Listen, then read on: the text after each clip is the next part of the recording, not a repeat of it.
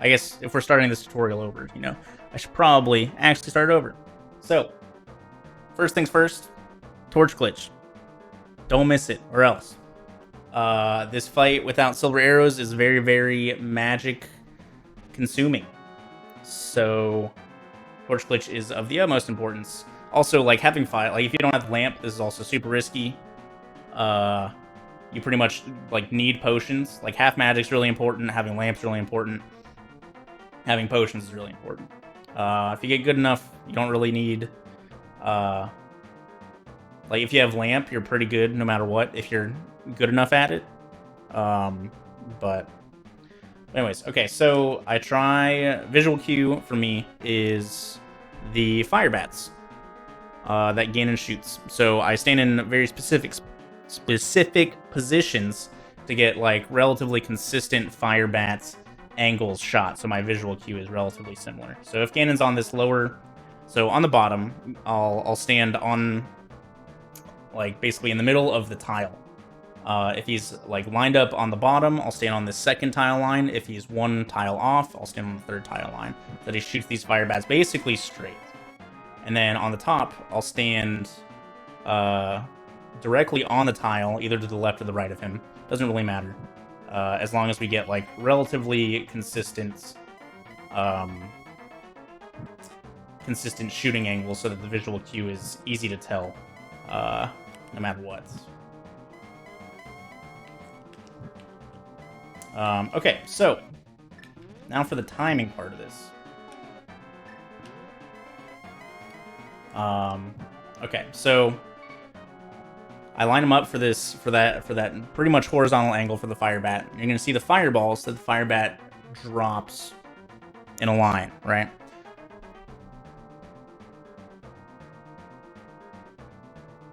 Have I been as thorough with Kelsey?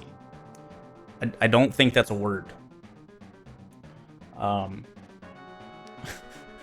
Anyways. So you want to wait for the fire bat to drop the 5th fireball.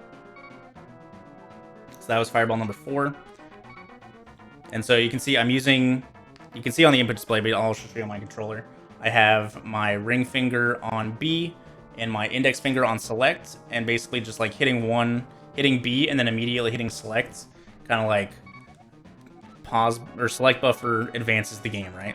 And obviously if you don't have 1 frame gap in between, it's not going to actually advance anything. But yeah, okay, so this frame right here, this is the first frame that the fire bat drops this 5th fireball. And so you want to advance 3 more frames after this. And so the reason why the static angle, or like the relatively consistent angle, is good is because I can use relatively the same visual cue from the bat compared to the 5th fireball, so that I don't need to like perfectly pause buffer every single frame and count it out every time. Alright, so we got 1 frame, 2 frames, 3 frames. So this is like generally what it's going to look like. The frame before this, there's pretty much no parts of like the white fire on the inside that are visible, so it's relatively easy to tell when you're on this frame or not. And so from here, I need to hit B and then hit Y the very next frame to get my hammer off on the very next frame. Like that. It takes 24 of those in total to kill Ganon without silvers. Alright, so now we can show off a top row. Okay, so like I said, standing directly on the tiles that he's standing on below to get this like tight south. Oh, that was bad. To get this tight like south, mostly directly vertical angle. Okay, so let's try this again. All right, so same thing here. Let's equip this. All right, so 5th fire bat or 5th fireball should be coming up right here. All right, so same thing. 3 more frames after this. We got 1, 2, 3. Okay, so with this angle, I actually use the fire bat's wings being down. You can't see my mouse, unfortunately.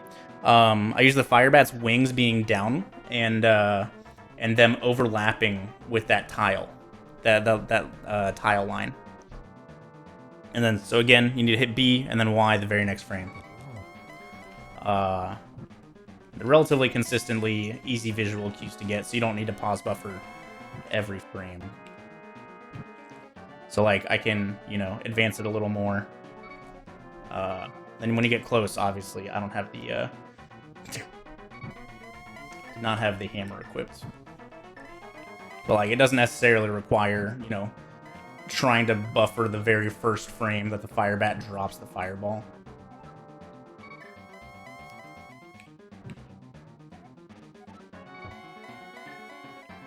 And then yeah, like it's still difficult. Like even buffering to the frame, you still need to be able to do that, you know, frame perfect hammer.